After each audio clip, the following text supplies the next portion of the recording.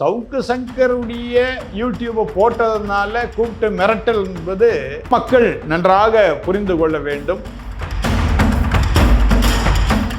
இவங்களும் சேர்ந்து ஒரு கூட்டணி பண்ணலாமே. அந்த கம்யூனிஸ்ட் கட்சி கூட வெளியே வர போறதா தெரியுது. அவங்களாம் வந்துடலாம். வேல்முருகன் அவர் வெளியே வந்துட்டாரு. இப்படி விஜய் கூட சேர்ந்து நீங்க என்ன பண்ணலாம்? என்ன வீக்னஸ்ல இவர் அங்க மாட்டிக்கிட்டாரு?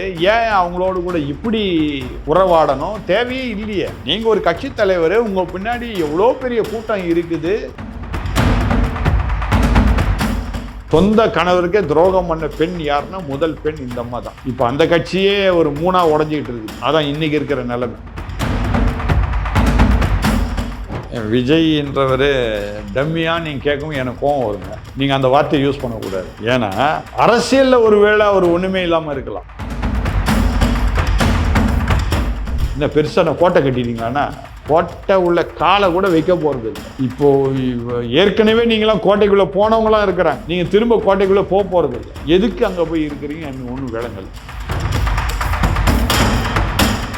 இவர் என்னன்னா போய் திராவிட முன்னேற்ற கழகத்தில் போய் சேர்ந்துட்டாரு. என்ன இவ்வளவு கேவலமானவராக இருக்கிறாரே அப்படின்னு யார் சொன்ன? ஒரு கடைக்காரர் சொல்றாரு. அசிங்க. தயவுசெய்து அவரை பற்றி கேள்வியை கேட்காதீங்க. நேற்று கூட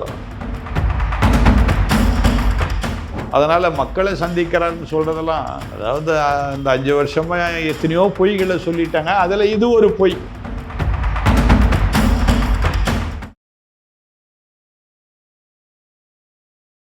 இளைய பாரத நேயர்களுக்கு வணக்கம். இன்னைக்கு நம்ம நேர்காணல நம்ம சிறப்பு விருந்தினர் arch bishop Samuel Gunasekaran sir அவர்கள் தான். சார் வணக்கம் சார். வணக்கம். வணக்கம் சார். இப்போ சவுக்கு சங்கர் வீடியோ அவர்கள் வீடியோ வெளியிட்டாலே எல்லா யூடியூப் சேனலுக்கும் சம்மன் அனுப்பி போலீஸ்காரங்க கூப்பிட்டு அதுவும் ரொம்ப நேரம் காக்க வச்சு அதுக்கப்புறமேட்டு அவங்களை கூப்பிட்டு சில விஷயங்கள் அனுப்பிட்டு போட்டீங்கன்னா சரி வராது அப்படின்ற மாதிரி விஷயங்கள்லாம் வெளியே அந்த யூடியூப் சேனல் ஓனர்ஸ் எல்லாம் பேசுறாங்களே சார், அது எப்படி பாக்குறீங்க? அதாவது நான் ஏற்கனவே எல்லா பேட்டிகளையும் சொல்லிகிட்டே இருக்கிறது தான், இது ஆட்சியே கிடையாது, மக்கள் ஆட்சின்னு சொல்லிட்டு சர்வாதிகார ஆட்சி. அந்த காலத்தில் ஹிட்லர் ஆட்சின்னு சொல்லுவாங்க. அந்த மாதிரி இது குடும்ப ஆட்சி. நான் என்ன சொல்கிறேன், ஜனநாயக நாட்டில் எல்லாருக்கும் எல்லா சுதந்திரமும் இருக்குது. என்னைக்கு நம்ம பொது வெளிக்கு வந்துட்டோமோ, இப்போ நான் ஒரு ஆன்மீக தலைவனாக இருந்தால் 1000 பேர் 1000 சொல்ல தான் செய்வாங்க. நான் ஒவ்வொருத்தருக்கும் பதில் கொடுக்கணும் அவசியம் கிடையாது. ஒவ்வொருத்தர் மேலேயும் நான் இதுக்காக கோர்ட்டுக்கு போய் நான் கேஸ் ஃபைல் பண்ணுறதில்லன்றது ஒரு முட்டாள்தனம். ஒரு நல்ல தலைவருக்கு அது அழகு கிடையாது. அதை தான் நான் சொல்லுவேன். இப்போது காவல்துறைக்கு நன்றாகவே தெரியும் இது ஒரு பொதுவான காரியம். யார் வேணால் என்ன வேணால் பேசுவாங்க. அதாவது சவுக் சங்கர்ன்றவர் ஒன் ஆஃப் த யூடியூபர், அவ்வளோதான். அவருக்கு தெரிஞ்ச கருத்தை அவர் வெளி உலகத்துக்கு சொல்கிறார். அதனால் அவர் சொல்வது உண்மையா பொய்யான்றது அப்புறம் கதை. அதை அனலைஸ் பண்ணுறது மக்கள் தான் அனலைஸ் பண்ணணும். இது உண்மையாக இருக்குமா அல்ல பொய்யா இருக்குமான்னு மக்கள் அனலைஸ் பண்ணிக்க வேண்டியது தான். ஆனால் என்னன்னா இப்போ இந்த கடந்த திமுக ஆட்சி என்ன ஆயிடுச்சு, அவர் பல கருத்துக்களை கொடுத்தது அவர்களுக்கு எதிராக இருந்தபடியினாலே இப்போ என்ன பண்ணிட்டாங்க, உடனே அவருடைய எபிசோடை யாரெல்லாம் போடுறாங்களோ உடனே அவங்கள கூப்பிட்டு ஒரு மிரட்டல். ஏன் நீங்கள் எஃப்ஐஆர் ஃபைல் பண்ண வேண்டியது தானே? நிச்சயமாக இதுக்கு ஒரு எந்த விதமான கோடே கிடையாது. பீனல் கோடில் இது வரல. இப்போ எதை வச்சு இப்படிப்பட்ட யூடியூபர்லாம் கூப்பிட்டு சவுக் சங்கரை மட்டும் ஏன் கேட்கணும்? நான் என்ன சொல்ல, பொதுவாக நீங்கள் பேசுங்க. நீங்கள் யாருமே அரசியல் பேசக்கூடாது. அடுத்தது தனிப்பட்ட ஒரு மனிதனுடைய காரியத்தை சொல்லாதீங்க. ஒரு அரசாங்கத்தை பற்றி யாரும் பேசாதீங்க. அப்படி நீங்கள் ஏதாவது ஒரு இதை சொன்னால் கூட அப்போ என்ன பண்ணலாம், நம்ம ஏதாவது சொல்லலாம். சவுக்கு சங்கருடைய யூடியூப்பை போட்டதுனால கூப்பிட்டு மிரட்டல் என்பது இது நிச்சயமாக மக்கள் நன்றாக புரிந்து கொள்ள வேண்டும். இன்றைக்கு யூடியூபர்களை கூப்பிட்டு ஒரு சவுக்கு சங்கருடைய கருத்தை வெளிப்படுத்தியதற்காக காவல்துறை மிரட்டுகின்றது என்றால், நாளைக்கு நீங்கள் சும்மா ரோட்டில் நடந்து போனால் கூட நாளைக்கு காவல்துறை என்ன சொல்லும், நீ போகும்போது இந்த மாதிரி பேண்ட் ஷர்ட் தான் போடணும், நீ சாரி கட்டிட்டு தான் நீ போகணும், பெண்களாக இருந்தால் சாரி கட்டிட்டு தான் போகணும் அப்படின்னு மிரட்டக்கூடிய நிலை அடுத்த 5 ஆண்டுகளிலே இதே ஆட்சி வந்தால் நிச்சயமாக நடக்கும். அதில் சந்தேகமே கிடையாது. அப்போ மக்களாட்சி இது கிடையாது, மக்களுக்கு சுதந்திரமே கிடையாது, இது ஜனநாயக நாட்டில் நம்ம இருக்கணுமா என்கின்ற ஒரு பெரிய கேள்வியை உண்டாக்குது. இது ஜனநாயக நாடு. அருமையான பிரதமர் மோடியை குறித்து எத்தனையோ பேர் போடுறாங்க. இப்போ நான் 2 குரூப்பில் இருக்கிறேன். ஒன்று வந்து மோடியுடைய ஆதரவு குரூப், இன்னொன்று வந்து மோடியை திட்டுற குரூப். ரெண்டுத்தையும் நான் பார்த்துட்டு தான் இருக்கேன். 2 குரூப்லேயும் நான் இருக்கிறேன், இந்த வாட்ஸ்அப் குரூப்பில். சரிங்களா? அப்போ 2 குரூப்பையும் நான் பார்க்குறேன். அப்போ பார்க்கும்போது என்னால் என்ன பண்ண முடியுது, எது உண்மை எது பொய்ன்னு என்னால் அனலைஸ் பண்ண முடியுது. அப்படிதானே இருக்கணும். கருத்துக்கள் சொல்வதற்கு சுதந்திரம் எல்லாருக்கும் உண்டு. அந்த கருத்து சுதந்திரத்தை போய் நீங்க வந்து பறிக்கிறீங்கன்னா அப்போ இது சுதந்திர நாடு இல்லைன்னு நீங்க சொல்ல வரீங்க. அந்த காலத்தில் டாக்டர் கலைஞர் இருக்கும்போது சொல்லுவாரு, தனி தமிழ்நாடு, தனி தமிழ்நாடு. அதாவது தமிழ்நாடுன்னு பேர் வச்சது எதுக்காரனா, இது தமிழ்நாடுன்னு தனியான ஒரு நாடாக பிரிக்க வேண்டும் என்பதற்காக தான் இந்த பேரே வச்சாங்க. அதை தான் இப்போ நீங்கள் செய்துட்டு இருக்கிறீங்க. நான் என்ன சொல்கிறேன், உங்களுக்கு தைரியம் இருந்தா போங்க, பிரதமர்கிட்ட போங்க, இந்த தமிழ்நாடை எங்களுக்கு தனியாக கொடுத்துருங்க, நாங்களே ஆண்டுக்கிறோம், எங்கள் குடும்பம் தான் ஆட்சி செய்யும், நாங்கள் வந்து ட்ரெயின்லேருந்து ஓடி வந்தவங்க தான், கள்ள டிக்கெட்டில் வந்தவங்க தான், திருட்டு டிக்கெட்டில் வந்தவங்க தான். அந்த திருட்டு புத்தி இன்னைக்கு வரைக்கும் என்ன பண்ணுது, அது ஜீனுன்னு சொல்லுவாங்க. அது வழி வழியாக ஜீனாக வந்து கொண்டே இருக்கின்றது. என்ன, நீங்க திருடர்களா இருக்கிறதுனால மற்றவங்களை பார்த்து திருடன்னு சொல்றீங்க. நீங்க வந்து யோகியமா இருந்தா, நல்லவர்களா இருந்தா யாராவது என்னவோ போட்டுட்டு போட்டுமே. நான் அடிக்கடி சொல்ற ஒரு பழமொழி ஒன்று உண்டு. நம்ம ரோட்ல போறோம், ரோட்ல போனா நாய் குலைக்க தான் செய்யும். ஏன் நாயை குலைக்கிறதா, நீ நாய் தான் அர்த்தம். நம்முடைய சவுக்கு சங்கரை குறித்து என்னவாது சொல்லிட்டு போட்டோம், அவர் போட்ட அதை எடுத்து நீங்க என்ன பண்றீங்க, நீங்க போடுறீங்க. அப்போ உங்களை யார் கேள்வி கேட்கணும்னா சவுக்கு சங்கர் தான் கேள்வி கேட்கணும் இல்லையா? என்னுடைய இதை நீங்க எப்படிங்க போடலாம், அப்ப நீ காப்பி ரைட் வாங்கியிருக்கிறீங்களா, நீ யார் கேஸ் ஃபைல் பண்ணணும், சவுக்கு சங்கர் தான் கேஸ் ஃபைல் பண்ணணும். அதை விட்டு காவல்துறை நீங்க இதெல்லாம் வெளியிடக்கூடாதுன்னு சொல்றதுக்கு எந்த விதத்திலையும் அதிகாரமே கிடையாது, ரைட்ஸே கிடையாது. அதனால காவல்துறையினர் கொஞ்சம், இது வந்து எலெக்ஷன் பீரியட், நல்லா புரிஞ்சுக்கணும். இப்போ முதலமைச்சரும் கிடையாது, எந்த மந்திரியும் கிடையாது, எந்த அதிகாரமும் அவங்களுக்கு கிடையாது, எந்த கட்சிக்கும் அதிகாரம் கிடையாது. இப்போ எலெக்ஷன் கமிஷன் கிட்ட இருக்குது. இப்போ நிச்சயமா எலெக்ஷன் கமிஷன் கிட்ட நீங்க போய் சொன்னீங்கன்னு வச்சிங்க, இந்த மாதிரிலாம் வீணான இதெல்லாம் செய்யறாங்க அப்படின்னு சொன்னா நிச்சயமா அந்த காவல்துறை அதிகாரியை கட்டாயம் சஸ்பெண்ட் பண்ணுவாங்க. அதற்குரிய அதிகாரம் இப்போ எலெக்ஷன் கமிஷன் இருக்குது, தாராளமாக நீங்கள் செய்யலாம். நான் வந்து அதை செய்திருப்பேன். ஓகே சார், நாங்களும் ட்ரை பண்ணுறோம் சார். சார் அடுத்ததாக பார்த்தோன்னா விசிகா திருமாவளவன் அவர்கள், அதாவது ஒரு காலத்தில் வந்து மக்கள் நல கூட்டணியில் இருக்கும்போது நம்மளுக்கு ஏற்ற சீட்டை நாமளே எடுத்துக்கிட்டோம், ஆனால் இப்போ திமுக கூட்டணியில் இருக்கிறதுனால வந்து நம்மளுக்கு சொற்ப இடங்களே கொடுக்கப்படும் அப்படின்ற மாதிரி ரொம்ப மன வருத்தப்பட்டு பேசியிருக்காரு சார். இப்படியுமா அந்த கூட்டணியில் இருக்கணுமா என்ன? ஏங்க, நான் போன தடவை நான் சொன்ன நினைக்கிறேன் பேட்டியில், இவருக்கு கொடுக்கப்படுறது ஒரு 3 அல்ல 5 தான் கொடுக்குறாங்க. ஆனால் இவர் தான் என்ன பண்ணுறாரு, திராவிட முன்னேற்ற கழகத்தையே பேக்கப் பண்ணுறாரு. அதாவது இன்னைக்கு திராவிட முன்னேற்ற கழகம் வந்து கிறிஸ்தவர்களிடத்தில் அதிகமாக பழகுதோ இல்லையோ, தொல் திருமாவளவன் தான் நிறைய கிறிஸ்தவர்கிட்ட பழகிறாரு, முஸ்லீம் சகோதரர்கிட்ட பழகிறாரு. நீங்கள் நிறைய பார்த்துருக்கலாம், முஸ்லீம் சகோதரர்களும் சரி கிறிஸ்தவர்களும் சரி தொல் திருமாவளவன் என்ன பண்ணுவாங்க, எல்லா கூட்டத்துக்கும் அழைப்பாங்க, அவரை முன் நிறுத்துவாங்க, இவரும் சகஜமா நல்லா பழகுவார். அப்படிப்பட்டவர் இவர் இருக்கிறதுனால தான் திராவிட முன்னேற்ற கழகத்துக்கே இந்த சிறுபான்மையினுடைய வாக்குகள் போதுன்னு நான் சொல்ல முடியும். தொல் திருமாவளவனால்தான் சிறுபான்மையுடைய வாக்கெல்லாம் திராவிட முன்னேற்ற கழகத்துக்கு போகுது. அதனால தான் போனதிலே நான் பேட்டி கொடுக்கும்போது நான் சொன்னேன், அருமையான திருமாவளவன் வெளியே வந்துட்டு என்டிஏ கூட்டணியில் சேரலாம், இல்லை இப்பொழுது கூட நான் இன்னொரு நல்ல ஆலோசனை சொல்லுவேன். அவர் எனக்கு நண்பர் தான், என் நண்பருக்கு நான் ஆலோசனை சொல்ல வேற யார் சொல்றது, நான் திட்டுறதும் நான் தான், ஆலோசனை சொல்றதும் நான் தான், நண்பராச்சே, அதனால் எனக்கு எல்லா உரிமையும் உண்டு, அந்த உரிமையோடு கூட நான் பேசுகிறேன். இப்போ கூட அவர் என்ன பண்ணலாம், வேணா அருமையான திருமதி சசிகலா கூட சேர்ந்துக்கலாம், அடுத்தது விஜய் கூட சேர்ந்துக்கலாம், இவங்களும் சேர்ந்து ஒரு கூட்டணி பண்ணலாமே. அந்த கம்யூனிஸ்ட் கட்சி கூட வெளியே வர போகிறதா தெரியுது, அவங்களாம் வந்துடலாம். வேல்முருகன் அவர் வெளியே வந்துட்டாரு. இப்படி நீங்களாம் சேர்ந்து என்ன பண்ணலாம், விஜய் கூட சேர்ந்து நீங்கள் என்ன பண்ணலாம், தாராளமாக நிற்கலாம். அப்போ விஜயே உங்களுக்கு 20 சீட்டு தருவார். நீங்கள் 20 பேரும் சட்டசபையில் இருப்பீங்க கட்டாயம். அதுதான் என்னுடைய அருமையான நண்பர் தொல் திருமாவளவனுக்கு நான் சொல்லக்கூடிய ஒரு அருமையான ஆலோசனை. அதுக்கு பிற்பாடு அவருடைய. ஓகே சார், நீங்கள் சொன்ன மாதிரி வேல்முருகன் அவர்கள் வந்து இப்போ திமுக கட்சியிலேருந்து வெளியே வந்துட்டார். அதாவது எனக்கு சீட்டு கொடுக்கலாம் கூட பரவாயில்ல, நான் கொடுத்த 10 அம்ச கோரிக்கையை ஏன் இன்னைக்கு நிறைவேற்றலை அப்படின்ட்டு அவர் கொள்கையை வந்து நிலைநாட்டுறாரு. ஆனால் திருமாவளவன் அவர்கள் வந்து தான் கொள்கையை விட்டு ஓகேங்களா அவ்வளோ விஷயத்தை பண்ணி தன்னை மேலே ஏற விட மாட்டேங்கிறாங்கன்ற அந்த வீடியோவில் கூட சொல்கிறாரு சார். அப்படி இருக்கும்போது எதுக்காக கூட்டணியில் இருக்கணும் அவரு? அதுதான் ஏதோ ஒரு பின்னி படைஞ்சிட்டார் திமுகவோடு கூட. அது என்னன்னு கண்டுபிடிக்கணும். என்ன வீக்னஸ்ல இவர் அங்கே மாட்டிக்கிட்டாரு, ஏன் அவங்களோடு கூட இப்படி உறவாடணும், தேவையே இல்லையே. நீங்கள் ஒரு கட்சி தலைவர், உங்கள் பின்னாடி எவ்வளோ பெரிய கூட்டம் இருக்குது. இப்போ தொல் திருமாவளவன் சொன்னால் எத்தனையோ மக்கள் அவர் பின்னாடி வருவதற்கு ஆயத்தமாக இருக்கிறாங்க. ஆனால் ஏனோ தெரியல இவங்க அவர் பின்னாடி போகிறாங்க. ஒருவேளை அந்த கோர்ட்டுடைய பிரச்சனைனால பயப்படுறாரா?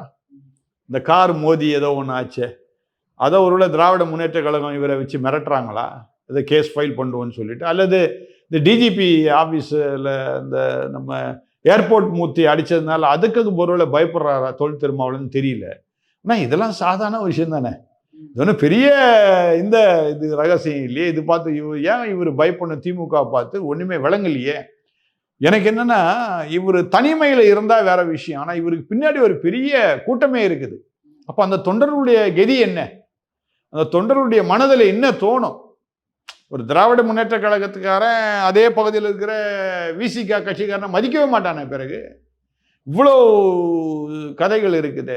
அதனால் அருமையான சகோதரன் தொல் திருமாவளவன் இதெல்லாம் சிந்திச்சு கொஞ்சம் செயல்பட்டால் நல்லா இருக்கும்னு நான் நினைக்கிறேன். Okay sir. சார் அதே மாதிரி திமுகவில் வந்து இப்போது எல்லாம் நேர்காணல்லாம் வச்சு யார் வேட்பாளர் அப்படின்றது நேர்காணல்லாம் முடிஞ்சிருச்சுன்னு சொன்னாங்க சார். அது உதயநிதி ஸ்டாலின் அவர்கள் கேட்கும்போது நிறைய டீட்டெயில்ஸ்லாம் கேட்டாங்க, என் தொகுதிக்கு என்ன பண்ணுன்னு கேட்டாங்க, யோசிச்சு சொல்கிறேன்னு சொல்லியிருக்காங்க அப்படின்ட்டு. இதனால சார் அப்படி ஒன்றுமே செய்யலைல்ல. இப்போ அவருக்கே ஒரு கேள்வி உண்டாயிடுச்சு, அவங்க போட்ட கேள்வி இல்லை. என்னென்னா, தொகுதியில் போய் எதாவது செய்யணுமா, இப்படி ஒரு வழி ஒன்று இருக்குதா, ஒரு எம்எல்ஏவா இருக்கின்றவர் அதெல்லாம் செய்யணுமா என்ற ஒரு கேள்வி அவருக்கே உண்டாயிடுச்சு. ஏன்னா தம்பி புதுசாக தானே வந்திருக்கிறார், அரசியலுக்கு வந்து 6 வருஷம் தானே ஆச்சு. அவரை கொண்டு போய் என்னமோ துணை முதலமைச்சராக ஆக்கிட்டாங்க. இப்படி நான் அங்கே நேர்காணல இருந்தால் எப்படி கேட்டிருப்பேன், நான் எப்படி கேட்டிருப்பேன்னா, ஏங்க துணை முதலமைச்சராக இருந்து நீங்கள் என்ன பண்ணீங்க, என்னெல்லாம் சாதிச்சிங்க, என்னெல்லாம் நீங்கள் செய்தீங்க, அப்படி நான் கேட்டிருப்பேன். ஆனால் இவங்க கேள்வி கேட்ட உங்கள் தொகுதியில் என்ன செய்தீங்கன்னு கேட்டிருக்கிறாங்க. தொகுதியிலே ஒன்றும் செய்ய முடியாதவர், தொகுதியிலே தான் என்ன செய்தோம் என்கின்ற ஒரு சந்தேகத்தில் பதில் அளிக்க முடியாதவர், நாளைக்கு இவர் முதலமைச்சராக வந்தார், தமிழ்நாட்டுடைய கதி என்ன? அந்த மக்கள் தான் சிந்திக்கணும். ஏன்னா நீங்கள் சூரியன் தான் உதிக்குது டெய்லி, அதனால் சூரிய பகவானுக்கு நான் போடுவேன் என் வாக்கை அப்படின்னு நீங்கள் சொன்னீங்கன்னா, அந்த சூரியன் என்ன செய்யுதுன்னா ஒரு 12 மணி நேரம் இருந்துட்டு அதை அஸ்தமிச்சு கடலுக்குள்ளே போயிடுது, நமக்கு காணாமல் போயிடுது. அந்த மாதிரி நீங்களும் காணாமல் போயிடுவீங்க, உங்களை காணாமல் ஆக்கி விடுவார்கள், உங்களை ஒன்றும் இல்லாமல் ஆக்கி விடுவார்கள் இந்த சூரிய கட்சிக்காரர்கள். அதனால ஜாக்கிரதையா இந்த முறை உங்கள் வாக்குகளை என்டிஏ கூட்டணிக்கு, தேசிய கூட்டணிக்கு நீங்கள் வாக்களிக்கும்படி அன்புடன் நான் கேட்டுக்கொள்கிறேன். பட் ஆனால் அவர் சொல்லும்போது என்ன சொல்றாருன்னா, அதாவது தான் தலைவர் தான் வந்து டெய்லியுமே மக்களை சந்திச்சுக்கிட்டு இருக்காரு, அவரை மாதிரி பணியாற்றுங்க அப்படின்ற மாதிரி திமுகவினருக்கு ஒரு அறிவுரை கொடுக்குறாரு சார். யார் இது? உதயநிதி ஸ்டாலின் அவர்கள். உதயநிதி அப்போ தலைவர் தான் சந்திக்கிறார், இவர் சந்திக்கல, அதான அர்த்தம்? தலைவர் தினமும் மக்களை சந்திக்கிறார். யாரை சந்திக்கிறார்? அவர் கட்சிக்காரில் சந்திக்கிறார், மக்களே இல்லை. மாநாடு போட்டு அவரு மக்களை, அவர் கட்சிக்காரில் சந்திக்கிறது, மக்களே இல்லை. நிச்சயமா மக்களை அவர் சந்திக்க போறாரா? நான் ஒரே ஒரு கேள்வி கேட்குறேன், நீங்க எனக்கு பதில் சொல்லிதான் ஆகணும். ஒருவேளை இதே முதலமைச்சரா இருந்தவர், இப்போ முதலமைச்சர் கிடையாது, அவர் ஒருவேளை போலீஸ் துணை இல்லாமல், கட்சிக்காரர் துணை இல்லாமல் மக்களை போய் சந்தித்தால் என்னவாகும் அப்படின்னு எனக்கு ஒரு பெரிய கேள்வி. மக்கள் அவர்கிட்ட பேசுவாங்களா? வேணா ஒருவேளை சிரிப்பாங்க, ஓ நீங்கள் முதலமைச்சராக இருந்தீங்களே அப்படின்னு கையை காட்டிட்டு போவாங்களே தவிர, நிச்சயமா எந்த மக்களும் அவர்கிட்ட கை கொடுத்து பேசுவதோ இல்லை உங்களுக்கு நல்ல ஆட்சி நீங்க சிறப்பா கொடுத்தீங்கன்னு சொல்வதோ செய்யவே மாட்டாங்க. நிச்சயமா அது நடக்காது. அதை நான் தைரியமா நான் சொல்ல முடியும் இந்த விஷயத்துல. அதனால மக்களை சந்திக்கிறாருன்னு சொல்றதெல்லாம், அதாவது இந்த 5 வருஷமா எத்தனையோ பொய்களை சொல்லிட்டாங்க. அதுல இது ஒரு பொய். போற நேரத்துல ஒரு பொய்யை சொல்லிட்டு போகணும், அதையும் சேர்ந்து சொல்றாரு அருமையான தம்பி உதயநிதி. அவ்வளவுதான். Okay sir. சார் அதே மாதிரி இப்போ திமுக கூட்டணியில் இருக்கக்கூடிய தேமுதிக அவர்கள் வந்து பிரேமலதா விஜயகாந்த் அவர்கள் ப்ரெஸ் மீட் போடுறாங்க. எங்களுக்கு வந்து பெட்டி அந்த மாதிரி விஷயங்கள்லாம் 1% கூட உண்மை கிடையாது, நாங்கள் வந்து விசுவாசத்துக்கு தான் முதல் இடம் கொடுக்குறவங்க அப்படின்ற மாதிரி ஒரு பேட்டி கொடுத்துருக்காங்களே சார். எதுக்காக இந்த மாதிரி விஷயங்கள்லாம்? இல்லை இருக்கலாம். ஏன்னா திராவிட முன்னேற்ற கழகத்தில் பெட்டியை வாங்குறது ரொம்ப கஷ்டம். கொடுத்து பழக்கமே கிடையாது அவங்களுக்கு, வாங்கி தான் பழக்கம். சரிங்களா? ஒருவேளை ப்ராமிஸ் பண்ணியிருந்திருக்கலாம். ஏன்னா ஏகப்பட்ட வாக்குறுதி கொடுக்குறவங்களாச்சே. இந்த 5 வருஷத்துல ஏகப்பட்ட திட்டங்களை போட்டாங்க, ஏகப்பட்ட வாக்குறுதி கொடுத்தாங்க, ஒன்று கூட எதுவுமே நிறைவேறலை. அந்த மாதிரி ஏதாவது வாக்கு கொடுத்துருப்பாங்க. நீங்க வந்து எங்களோடு கூட கூட்டணி வச்சா அது தருவேன், இது தருவேன், இது செய்தறோம், அது செய்து நிறைய ஒருவேளை சொல்லியிருப்பாங்க. அந்த ஏமாற்றத்தில் தான் ஒருவேளை இந்த அம்மா என்ன பண்ணுவாங்க, பிரேமலதா அம்மா, ஐயோ இவ்வளோலாம் சொன்னாங்க, ஒன்றுமே எனக்கு கிடைக்கல, நீங்கள் நினைக்கிற மாதிரிலாம் இல்லை, ஒரு பெட்டி எனக்கு கிடைக்கல. இப்போது நான் கூட இங்கே வந்து பேட்டி கொடுக்குறேன், சில கமெண்ட்லாம் பார்ப்பேன். மோடி கிட்ட இருந்து பெரிய பெட்டி வாங்கிட்டார் இவரு, தகர பெட்டி கூட நான் வாங்கலை, இன்னும் தகர டப்பா கூட நான் இன்னும் வாங்கலை. ஆனால் அவங்க போடுறது எப்படி போடுறாங்க, பெரிய பெட்டியை கொடுத்துட்டாரு அப்படின்னு. நான் எனக்கு சிரிப்பு வரும் அதெல்லாம் பார்த்தா. பெட்டி கொடுத்துரு, எந்த பெட்டி கொடுத்தாரு, சோப்பு டப்பா கொடுத்தாரா வேற ஏதாவது கொடுத்தாரான்னு தெரியலையேன்னு எனக்கு பெரிய கேள்வி உண்டாகும். நான் என்னுடைய விருப்பத்திற்காக, நான் மக்கள் நலம் பெற வேண்டும் என்பதற்காக இந்த அரசு நன்றாக இருக்கின்றது என்று சொல்லி நான் சொல்லுகின்றேனே தவிர அதில் எந்த விதமான பெட்டியை கிட்டியோ அதில் ஒன்றும் இன்வால்வ்டு கிடையாது. அந்த மாதிரி அருமையான பிரேமலதா ஒருவேளை காத்திருந்திருக்கலாம். ஏன்னா அவங்க நிறைய வாக்குறுதி கொடுத்துருப்பாங்க. நீங்கள் அப்படி வந்துட்டா கொடுத்துட்றோம்னு சொல்லி கடைசியில் ஒன்றுமே கொடுக்காம எவ்வளவு 5 தொகுதி கொடுத்துருக்காங்களா, 10 தொகுதி இனிமேதான் முடிவாக போகுது. அதனால என்ன பண்ணுறது, அருமையான விஜயகாந்துக்கு அவங்க வந்து ஒரு பெரிய என்ன சொல்கிறது, அது ஒரு துரோகத்தை பண்ணிட்டாங்க. அதுதான் சொல்லு, சொந்த கணவருக்கே துரோகம் பண்ண பெண் யாருன்னா முதல் பெண் இந்த அம்மா தான். பாவம். இப்போ அந்த கட்சியே ஒரு 3ஆ உடஞ்சிக்கிட்டு இருக்குது. அதான் இன்னைக்கு இருக்கிற நிலைமை. Okay sir. அதே மாதிரி இப்போ பவர் ஸ்டார் அவர்கள் வந்து திடீர்னு பவர் ஸ்டார் தெரியும்ல சார், அவர் சொல்லும்போது என்ன சொல்றாருன்னா, விஜய் அவர்கள் சொல்றதெல்லாம் போய் திமுகவுக்கும் தாவிகாவுக்குலாம் போட்டி இல்லை, தாவிகாவுக்கும் எங்களுக்கு தான் போட்டி அப்படின்ற மாதிரி ஒரு வார்த்தை வைக்கிறார் சார். அந்த அளவுக்கு விஜய் அவர்கள் என்ன டம்மியா என்ன? விஜய் என்றவர் டம்மியா நீங்க கேட்கவும் எனக்கு கோவம் வருங்க. நீங்க அந்த வார்த்தையை யூஸ் பண்ணக்கூடாது. ஏன்னா அரசியல்ல ஒருவேளை அவர் ஒண்ணுமே இல்லாம இருக்கலாம். அதான் சார், அரசியல தான் அவர் கேட்கிறாரு. அரசியல் அவர் கேட்கலாம். பட் நான் என்ன சொல்ல வரேன்னா, விஜய்க்கு மறுபடியும் நான் ஆலோசனை கொடுக்குறேன். என்னன்னா, தனிப்பட்ட முறையில் தம்பி விஜய், ஜோசப் விஜய் என்ன அவர் களம் இறங்கி அரசியல் செய்தால் நலமாய் இருக்கும். இப்போ கூட நான் வரத்துக்கு முன்னாடி ஒரு காணொலியை பார்த்தேன். என்னன்னா, ஒவ்வொரு வேட்பாளர்கிட்டையும் 5 கோடி ரூபாய் கேட்குறாங்க. அப்போதான் அவங்களுக்கு வேட்பாளராக அந்த தொகுதியை நாங்கள் தருவோம் அப்படின்னு சொல்கிற அளவுக்கு ஏதோ ஒரு காணொலியை நான் பார்த்தேன். இது உண்மையா அப்படின்னா இருக்கலாம். ஏன்னா எங்கள் வீட்டு பக்கத்தில் ஒரு பையன் வட்ட செயலாளர் ஆனான். இதில் விஜய் கட்சியில்.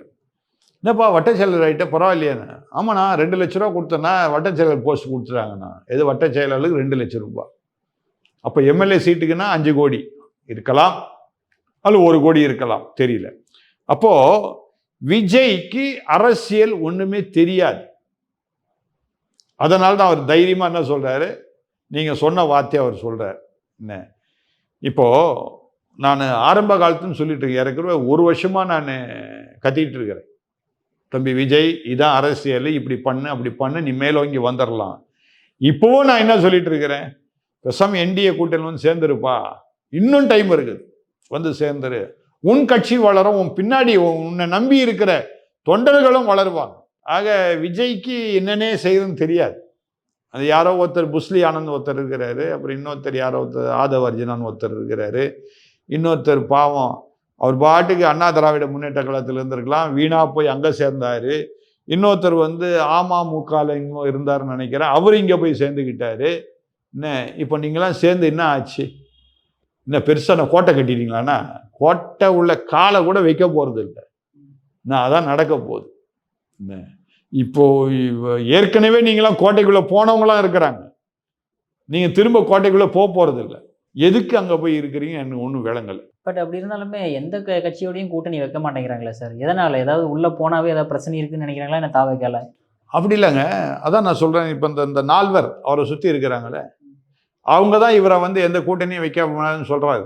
நீ கூட்டணி போகாத, நீ அப்படி ஆக்கும் இப்படி ஆக்கும் அப்படி ஆக்கும் அப்படின்னு பயங்கரமாக சொல்கிறாங்க. தம்பி விஜய்க்கு அரசியல் எங்கே ஓடுது? யாரோ சொல்கிறத தம்பி விஜய் சொல்கிறார், இதான் நடக்குது. ஆமாம் சார், அரசியல் ரொம்ப முக்கியமாக போயிட்டு இருக்கும்போது மும்பை போய் பர்த்டே செலிப்ரேஷன் பண்ணிட்டு வரப்போ அதான் அந்த அளவுக்கு சீரியஸ் சார் போல. சரி, அடுத்ததாக பார்த்தோம்னா நம்ம ஓபிஎஸ் அவர்கள் அவர்கிட்ட ப்ரெஸ் மீட் கேட்கும்போது இங்கே இருக்கக்கூடியவங்க இல்லை, அமெரிக்கா இருக்கிறவங்களே பயமுறுத்தினாலும் பயப்படாதவர் தான் நம்ம ஸ்டாலின் அவர்கள் அப்படின்றாரு சார். அந்த அளவுக்கு இறங்கி போயிட்டாரா என்ன? அசிங்கங்க, தயவுசெய்து அவரை பற்றி கேள்வியை கேட்காதீங்க. நேற்று கூட ஏதோ ஒரு கடைக்கு நான் போயிருந்தேங்க. அந்த கடைக்காரர் சொல்கிறாரு, ஏங்க அந்த ஓபிஎஸ்க்கு என்ன மானங்கன்னு ரோஷங்கோஷம் எதாவது இருக்குதான்னு என்ன கேட்குறாரு. நான் சொன்னேன், என்ன ஏன்பா கேட்குற? எனக்கும் ஓபிஎஸ்க்கும் சம்மந்தமே கிடையாது, நீ என்ன கேட்குற? ஏங்க அவர் முதலமைச்சராக இருந்தவர், கேவலம் அந்த முதலமைச்சர் பதவி என்னன்னு கூட அவருக்கு புரியாதபடிக்கு அவர் தனியாக ஒரு கட்சி ஆரம்பிச்சிருந்தா கூட ஏதாவது ஜெயிக்கிறாரோ ஜெயிக்கலையோ, ஒரு முன்னாள் முதலமைச்சர் ஒரு கட்சி ஆரம்பிச்சிருக்காருன்னு சொல்லி பெருமையாக பேசியிருந்திருக்கலாம். இவர் என்னன்னா போய் திராவிட முன்னேற்ற கழகத்தில் போய் சேர்ந்துட்டாரு, என்ன இவ்வளோ கேவலமானவராக இருக்கிறாரே அப்படின்னு யார் சொன்னது? ஒரு கடைக்காரர் சொல்கிறார். அப்போது ஒரு கடைக்காரருக்கே இந்த விஷயம் தெரியுதுன்னா ஓபிஎஸ்க்கு என்ன தெரியல? ஒன்றுமே தெரியல.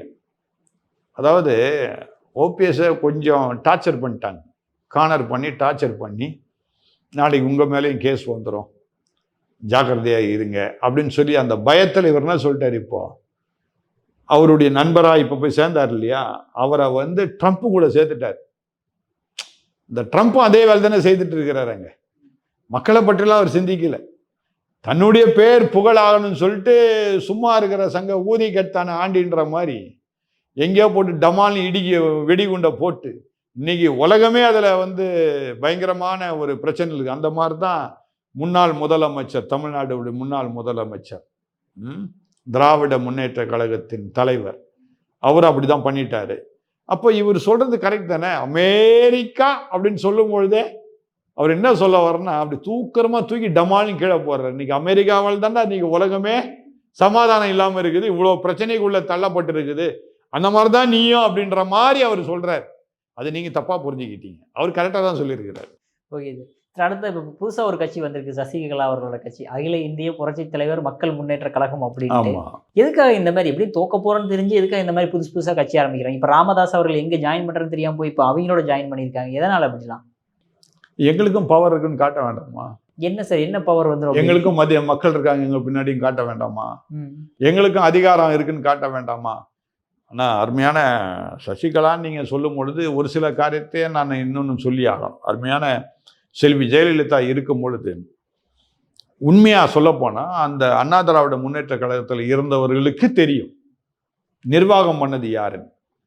அருமையான செல்வி ஜெயலலிதா அவர்கள் கட்சியை நிர்வாகம் பண்ணவில்லை, ஆட்சியை மட்டும்தான் அவங்க பார்த்தாங்க. கட்சியை நிர்வாகம் பண்ணது திருமதி சசிகலா தான். அதனால அந்த ஒரு ஆசை வந்திருக்கலாம், கட்சியை நம்ம தானே பார்த்தோம், அந்த கட்சி தான் இன்னைக்கு அண்ணா திராவிட முன்னேற்ற கழகம் வளர்ந்து இருக்கு, அது அருமையான புரட்சி தலைவர் ஆரம்பித்த கட்சி தானே அப்படின்ற ஒரு சிந்தையோடு கூட அதே பேரில் புரட்சி தலைவருடைய மக்கள் கட்சின்னு சொல்லி அவங்க ஆரம்பிச்சிருக்கிறாங்க. ஒரு பக்கம் நான் வரவேற்பேன், ஒரு பக்கம் நான் வந்து இந்த சமயத்தில் அவங்க ஆரம்பித்தது தவறுன்னு சொல்லக்கூடியவனாய் நான் இருப்பேன். ஆரம்பித்த ஒரு வருடத்துக்கு முன்பதாகவே இவங்க ஆரம்பிச்சிருந்தா ஓரளவுக்கு நல்லா இருக்கும். ஆனால் இப்போ இந்த சமயத்தில் இவங்க ஆரம்பித்தது கொஞ்சம் தவறான காரியம் நான் நினைக்கிறேன். அது மக்கள் தான் தீர்ப்பு சொல்லணும். Okay sir. சார் அதே மாதிரி இப்போ நேற்றுக்கு சரத்குமார் அவர்கள் தன்னோட விரக்தி அந்த அளவுக்கு ப்ரெஸ் மீட்லேயே சொல்லியிருக்காரு சார். பாஜகவில் எந்த போஸ்ட்டுமே கொடுக்க மாட்டேன்றாங்க, எங்களுக்கு வேலையை கொடுக்க மாட்டேன்றாங்க, நாங்கள் எப்படி எல்லாம் வேலை செய்கிறது அப்படின்ற மாதிரி. எதனால சார் அப்படியா? பாஜகவில் இவ்வளோ பிரச்சனை இருக்கா? அதாவதுங்க, உங்களுக்கே தெரியும், நீங்கள் என்ன 4 வருஷமாக பேட்டி எடுக்கிறீங்க. பாஜக கூப்பிட்டுன்னா எனக்கு என்ன ஏதாவது அவார்டு கொடுத்தாங்களா, இல்லை அது ஏதாவது வாழ்த்து சொன்னாங்களா பாஜகலேருந்து? வெரி குட் பிஷப், நீங்கள் எங்களுக்காக பேசுகிறீங்க, ரொம்ப சந்தோஷம், ஏதாவது யாராவது வாழ்த்துனாங்க, எங்கேயாவது வாழ்த்துனாங்கன்னா இல்லை. மக்கள் சேவைக்கு நம்ம வந்துட்டா நம்முடைய சொந்த விருப்பங்கள், நம்முடைய சொந்த எல்லா நிலைகளையும் மறந்து மக்களுக்காக சேவை செய்யணுன்ற எண்ணம் இருக்கணும். அருமையான திரு சரத்குமார் அவருடைய வாழ்க்கையெல்லாம் நான் படித்து பார்த்துருக்கிறேன். அவர் சொல்லுவார், இப்படி ஏழ்மையில இருந்து நான் மேலோங்கி வந்தேன். நான் பேப்பர் போட்டிருக்காரு சார் வீட்டுக்கு. அதான் அதை நான் சொல்லக்கூடாதுன்னு நினைச்சேன், நீங்க அதை சொல்லிட்டீங்க. அவரே சொல்லியிருக்காரு. அதான் அவர் சொல்லுவார், அதை நான் சொல்லக்கூடாதுன்னு நினைச்சா அதை நீங்க சொல்றீங்க. அதாவது பேப்பர் போட்டிருக்கிறாருன்றது அது எளிமையான ஒரு வேலை இல்லை.